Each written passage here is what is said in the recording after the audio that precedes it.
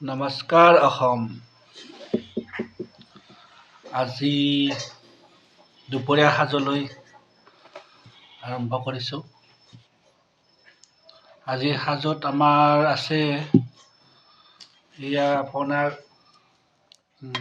কণী ভাজি, ঢেকীয়া দি কণী ভাজিছে, মাছ ভাজি, এয়া আপোনাৰ ভেদাইলতা, কিছুমানে পাত ভেদেলী বুলিও কয়, এইটো ভেদাইলতাৰ মাছেৰে বনাইছে, আৰু এইটো আপোনাৰ বুটৰ দাল।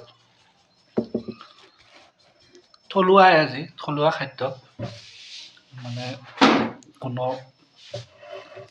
সাৰ প্ৰয়োগ নকৰা। তো ৰাইজ, দুপৰীয়াৰ আহাৰ গ্ৰহণ আপোনালোকে কৰিলে নে নাই? মই বাৰু আৰম্ভ কৰিলোঁ। প্ৰথম বাৰু মই দালিৰে ট্ৰাই কৰোঁ।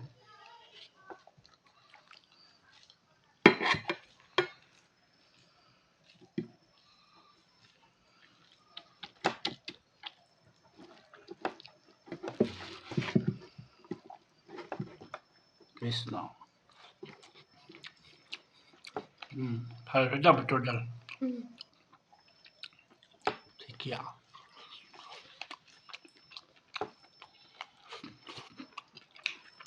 আচলতে আমি বজাৰৰ যিবিলাক শাক পাচলি, মেক্সিমামটো সাৰ দিয়াই হয়। আমি পাৰিলে এনেকৈ যিটো আমাৰ থলুৱা ঢেকীয়া বা শাক পাচলি ঘৰতে কৰোৱা, এইখিনিয়ে একচুৱেলি খাব লাগে। দেহৰো ক্ষতি নহয়। গোটেইখিনি নোৱাৰিলেও আৰু মানিমুনি, মই কিন্তু এইবিলাকে বেছিকৈ খাওঁ। আৰু মই মাছটো বেছি ভাল পাওঁ দেই। মাছটো মোৰ প্ৰিয় হয়।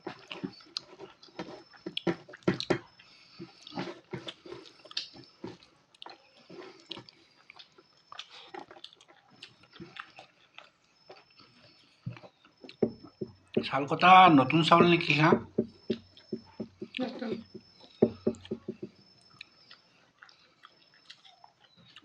ভেদাইলতা,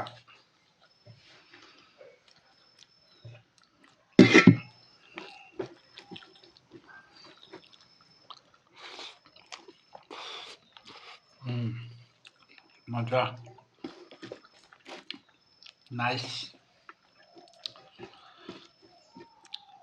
মিক্সিত সেই কৰিছিলা নেকি বাৰু?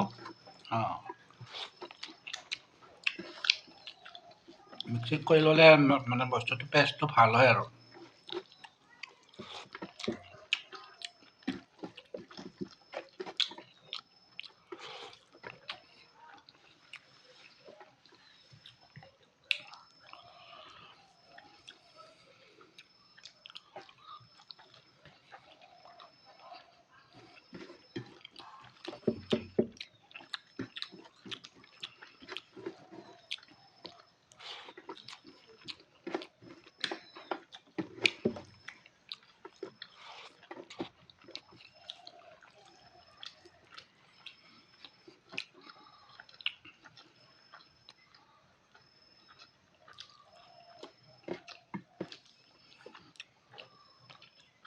আমাৰ দগী চাৰিলিক ভাত দিলে নে নাই?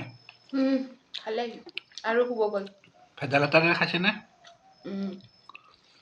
আমাৰ যিটো দগী আছে নহয়, মাছ যদি আপুনি টেঙাৰে দি দিয়ে নহয়, খাবই। যিকোনো শাক পাচলি হ'লেও খাব, কেৱল মাছটো হ'ল মেইন। মাংসও মেইন, কিন্তু মাছটো আৰু প্ৰিয়। মাংসত যদি মছলা পাতি বেছি হয়, তেতিয়া অলপ কমকৈ খায়, নাখায়। মাংসটো প্ৰায় বইলে দিওঁ।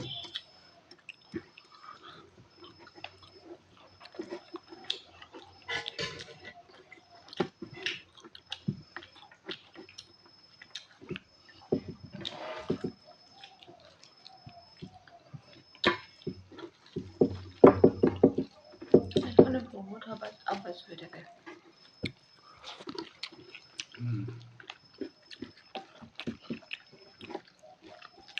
বুটৰ দাল খানো বহুত ভাল হৈছে দেই।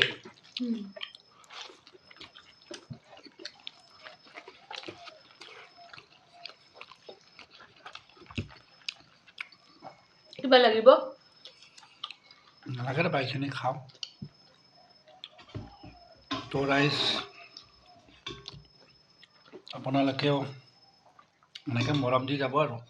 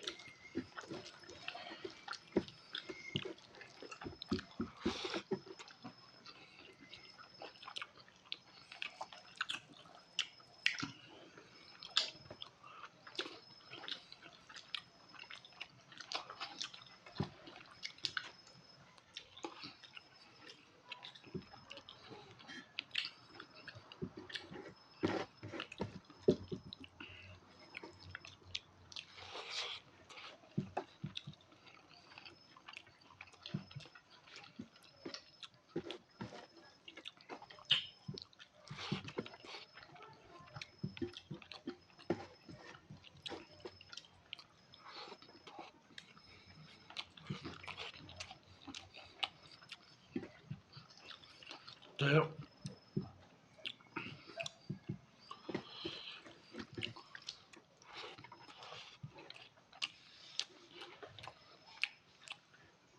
কোনে কোনে ভেদাইলতাৰ আঞ্জা খাই ভাল পায় কমেণ্টত জনাবাচোন।